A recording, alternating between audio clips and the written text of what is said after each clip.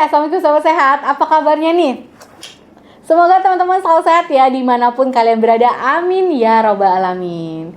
Siapa nih yang sedang hamil? Para ibu hamil, yuk ditonton dulu nih video ini. Tips supaya melahirkan itu tidak mengalami banyak perobekan. Saat sudah 9 bulan. Ya, biasanya para bunda di rumah itu mau melahirkannya secara apa nih? Secara normal kah? Atau secara sesar? Biasanya kebanyakan pengennya itu lahiran secara normal aja nih dok, kalau nggak ada penyulit lainnya. Melahirkan secara normal memang bukan sesuatu yang mudah untuk dilakukan, walaupun memang sebenarnya ini merupakan keajaiban alami dan kejadian alami maksudnya. Terkadang pada saat melahirkan normal, beberapa tindakan itu harus dilakukan untuk mempermudah keluarnya si bayi kita tadi. Misalnya saja ya, episiotomi. Ini tulisannya, episiotomi. Atau lebih dikenal dengan gunting vagina nih, kayak gini. Namun, hal ini tidak berlaku pada setiap persalinan. Hanya beberapa persalinan saja yang kalau memang dirasa bayinya itu sulit keluar, baru dibutuhkan si episiotomi itu. Tetapi beberapa wanita yang tidak mendapatkan episiotomi itu mungkin akan mengalami vagina yang robek. Dan ini menjadi suatu hal yang umum terjadi pada saat melahirkan. Jadi ada beberapa tips nih dari saya supaya vagina kamu itu tidak robek pada saat melahirkan normal. Itu yang kita harapkan. Vagina robek atau misfi yang robek terutama pada bagian bawah itu merupakan hal yang umum banget terjadi, banyak sekali terjadi. Namun kebanyakan hanya terjadi robekan kecil. Dan vagina robek ini terjadi karena waktu mengeluarkan kepala bayi yang turun ke bawah vagina dan juga bergerak ke arah perineum nih selama persalinan. Tipsnya apa nih dok untuk mengurangi kita mendapatkan episiotomi atau vagina robek tadi? Yang pertama, paling penting itu persiapkan tubuh menjelang persalinan.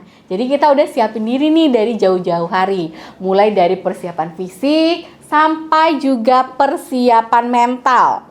Untuk mempersiapkan tubuh kita dan juga mungkin kita perlu ya untuk melakukan olahraga secara rutin. Senam hamil, yoga hamil itu dapat memperlancar sirkulasi darah dan hal ini dapat membantu meningkatkan elastisitas dari kulit.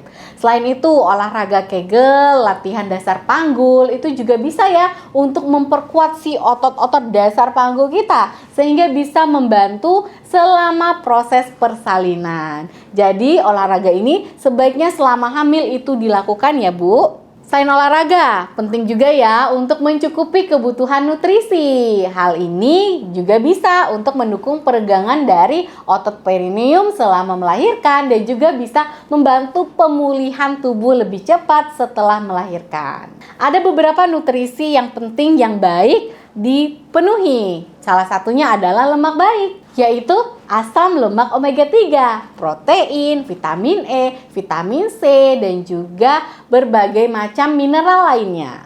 Kemudian yang kedua tipsnya yaitu melakukan pijat perineum selama kehamilan. Karena pijat perineum ini bisa membantu mempersiapkan perineum kita, para ibu yang sedang hamil, ini untuk kelahiran. Sehingga resiko dari vagina robek tadi bisa berkurang. Perineum sendiri merupakan area di antara, antara lubang misfi dengan lubang anus. Kayak gini gambarnya.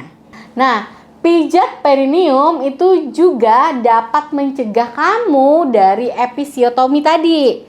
Tidak hanya membantu soal fisik ya, pijat perineum selama kehamilan itu juga dapat meningkatkan kepercayaan wanita pada kemampuan tubuhnya nih. Kalau tubuhnya bisa meregang dan bisa melahirkan bayi secara normal. Yang ketiga, perhatikan posisi pada saat melahirkan.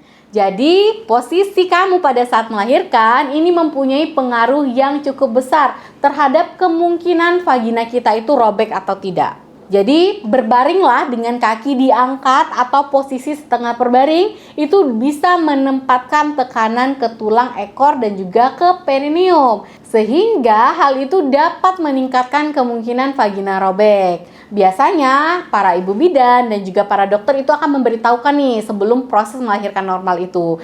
Dan penting ya, ikuti instruksi dokter atau bidannya pada saat menjelang melahirkan dan ikuti posisi-posisi apa yang disarankan untuk mengurangi kemungkinan vagina robek itu. Biasanya hal itu hektik nih teman-teman karena adanya rasa nyeri yang sangat sakit pada saat akan melahirkan normal. Oleh karena itu perbanyak lagi nih gimana tips-tipsnya, lihat dulu nih video-video ini diulang lagi gitu ya. Kira-kira apa sih yang harus saya lakukan? Dan juga tips yang keempat yaitu atur pernapasan. Dan juga ketahui nih kapan sebaiknya harus mengejan. Ini penting juga nih teman-teman, penting sekali ya mengatur pernapasan dan tahu kapan kalian harus mengejan. Sebelum mengejan, untuk mendorong bayi keluar itu sebaiknya atur pernapasan dengan baik. Teman-teman harus tenang, ikuti naluri diri kalian untuk mengejan. Dan juga ikuti instruksi yang diberikan oleh dokter ataupun bidan yang membantu persalinan. Ada waktunya nih, kapan harus mengejan dan juga kapan harus menarik nafas. Gak setiap saat tuh harus mengejan, gak teman-teman. Ada waktunya. Mengejan pada saat tidak dibutuhkan biasanya itulah yang meningkatkan resiko untuk mengalami kamu menghadapi vagina robek atau episiotomi atau vagina robek karena mengejannya itu gak sesuai dengan waktu yang seharusnya. Jadi teman-teman itu tidak perlu mengejan dengan kekuatan penuh dengan seluruh tubuh itu sambil menahan nafas tuh gak perlu. Hal ini biasanya akan justru mengurangi pasokan oksigen nih ke dalam tubuh kalian dan juga ke dalam tubuh bayi yang akan dilahirkan. Teman-teman, para bumil itu biasanya juga mungkin akan menarik nafas kemudian mengejan sambil menahan nafas. Namun untuk mencegah terjadinya robekan, sebaiknya menghembuskan nafasnya itu secara perlahan pada saat teman-teman mengejan. Dan yang paling penting ya, ikuti instruksi dari dokter dan ibu bidan pada saat melahirkan. Yang kelima, gunakan kompres air hangat.